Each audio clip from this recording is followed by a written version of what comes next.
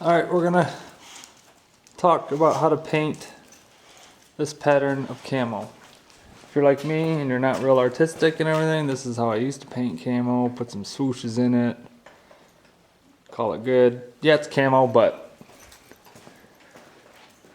it's not layered pattern, you know, realistic looking camo. So, what you're gonna do is I'll show you what I use first for paints. I got dark green, dark brown, desert, and moss green. So what you're gonna do is you're gonna take whatever you're painting and you're gonna paint the whole thing desert first, putting a good base coat down on it. I like to use ferns, base coats. If you use a big leaf, it doesn't tend to look good. It's too much. Ferns seem to work good. If it's the time of the year where you don't have ferns, go to a store, get some fake, they sell plants at certain stores, whatever, that look kind of like ferns. They do the trick. But anyways, paint your desert on, put your ferns down. Again, I didn't use a whole lot in here. You can see, you know, from a distance how they really pop out with just a few. Put those on, then you're gonna put green on next. You're gonna use your dark green. And you're not gonna spray like crazy. You're just gonna kind of spray around the fern a little bit, work your way around, then come back. It should tack up so it doesn't blow all over, and then fill in your green. Paint the rest of your green on. After that, you're gonna leave those ferns on there.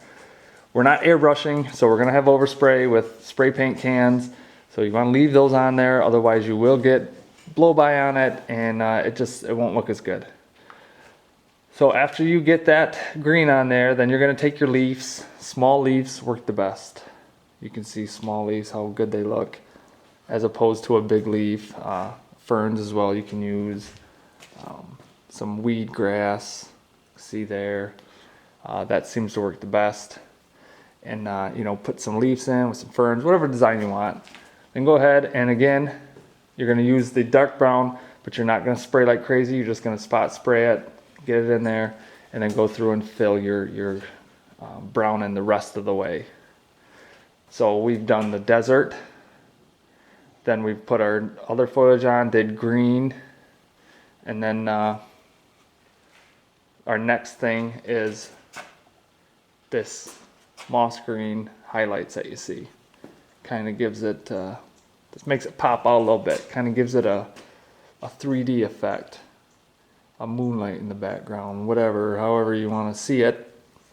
Basically, I like to do it. You can just leave it the three colors, the desert, the green, the brown, and leave it like that. But I like to add a little bit of the desert in. Just gives it a little bit better look. What you do with that is you can use a leaf, a fern, whatever you want. Basically set it down, and you're going to take a piece of paper and kind of bend a V in it. And you can see here, you take that V and you kind of cover up the brown a little bit and just kind of real lightly mist in some of that moss green. You don't want to do too crazy with it because it'll pop right out. The paper is to kind of help keep that spray down. Again, we're not airbrushing, so with a spray can, you're going to get a lot of overspray. So you kind of want to control where that's going. When you're done with that, you just clear it. Depending on what you're using, exterior product, you know, you want to go with a good enamel as opposed to an interior automotive product, anything like that. You can use any kind of clear, but if it's going to be on the outside of the vehicle, use a good lacquer to really ensure that it doesn't chip, anything like that. These may still chip, but you know, to buy a pair of camo fender flares, they're not cheap. You're talking about $400. It's pretty easy to do. I've watched a lot of different videos on how to do it. A lot of guys do it different. A lot of guys use this, that. They'll put a plant down, just kind of spot spray a bunch of different colors. To me, that doesn't look like camo. This way you really get a 3D look. You got your green leaves with your dark background. You'll get your little highlights. So it's a realistic look. It's really simple. And again, if you're like me, you're not real artistic. You're not good with the airbrush and everything. You know, that's the old way. I used to paint camo, which works, but really, it's just, to me, it doesn't look the same as this. It's a much more realistic look. Hopefully this helps. Again, a quick review.